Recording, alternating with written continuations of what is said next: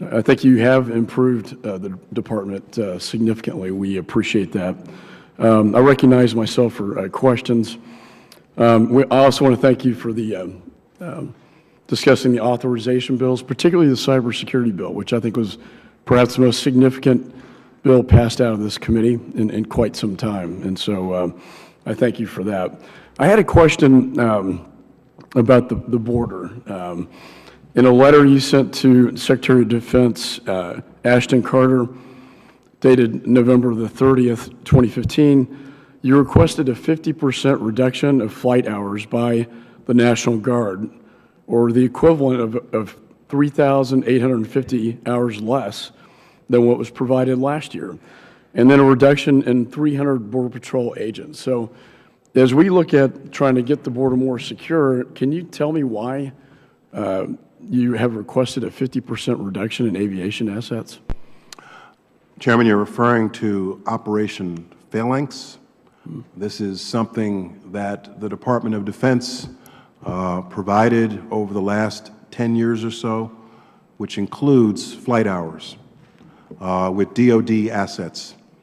DOD began originally supporting that effort some years ago when DHS itself had far less capability in that regard, both in terms of people on the ground and surveillance equipment in the air.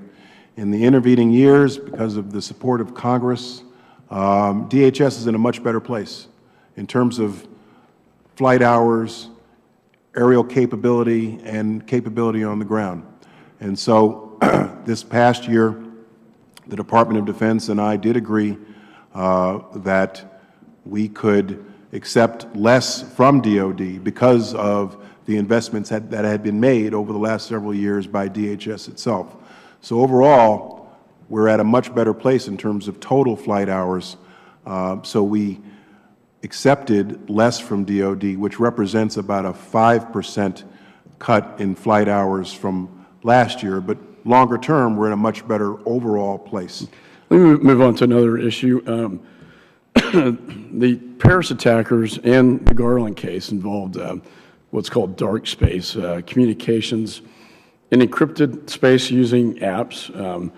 Without the ability to see these communications, it's hard to stop it. There's been a lot of talk with the Apple case, obviously, in federal court. You at one point in time talked about that if smart people were in the room together to ensure all stakeholders were represented in that discussion, that could be part of the solution. As you know, Senator Warner and I introduced a bill to form a National Commission on Technology and Security to address this very important issue and then report to Congress, just as the 9/11 Commission did, with solutions to this very difficult challenge to federal law enforcement. Can you give me your opinion on that? Chairman, I agree that, excuse me,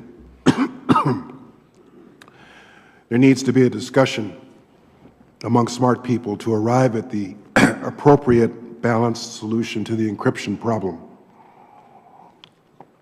I think that in response to demands from the marketplace, the tech sector has gone pretty far down the road of encryption, not to hide criminal or terrorist activity, but in response to the demands of the marketplace for increased security and encryption, by Americans everywhere. That has, in fact, made it harder for us to detect terrorist activity and criminal activity. I agree, excuse me, I agree. I have the same problem. I agree that there needs to be a conversation among smart people, representative of all the stakeholders in this debate, to arrive at and I believe there is an appropriate solution to this, to arrive at it, that includes not only representatives of the law enforcement community, federal, state, and local, privacy advocates, the tech sector, the intelligence community, and I believe we can arrive at that if you have the right people in the room to do that. So I'm agreeing with the principle of what you're saying. And that is principally what the bill states. Last question on Syrian refugees. Excuse me, sir. Can I have just 1 second? Oh, sure. So you can hear me. Okay. Sorry.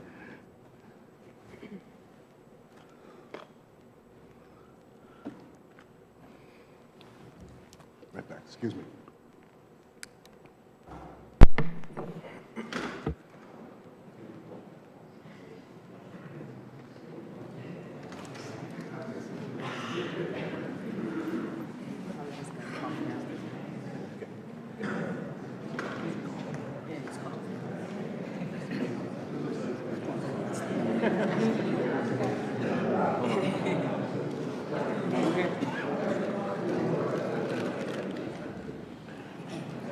I apologize. I think I'm in a better place. Okay. Yeah, we're all, many of us are suffering from the same illness. So I think you agree conceptually with what the bill represents. I think there needs to be a recalibration, and I believe that there is a solution to this problem that encompasses all interest. And some smart people, if they come together to consider this issue, I think can solve this issue.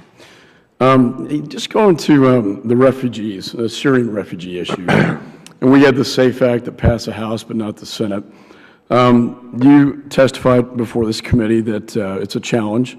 We know that organizations like ISIS might like to exploit the refugee program, and then subsequent to that, the Director of National Intelligence wrote to me in a letter indicating that, quote, individuals with ties to terrorist groups in Syria attempting to gain entry to the United States or have already attempted to through the refugee program.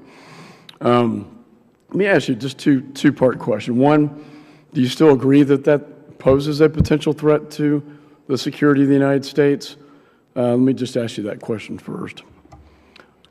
In all candor, I do agree that the refugee flow coming out of Iraq and Syria represents a potential opportunity for terrorist organizations to move its members into other nations for potential attacks. So I agree that there is that potential, which is why just within the last several months, we have enhanced our vetting for refugees. That said, just week before last, I was in Turkey, as I think you know. Yeah. One of the places I visited was a Syrian refugee camp.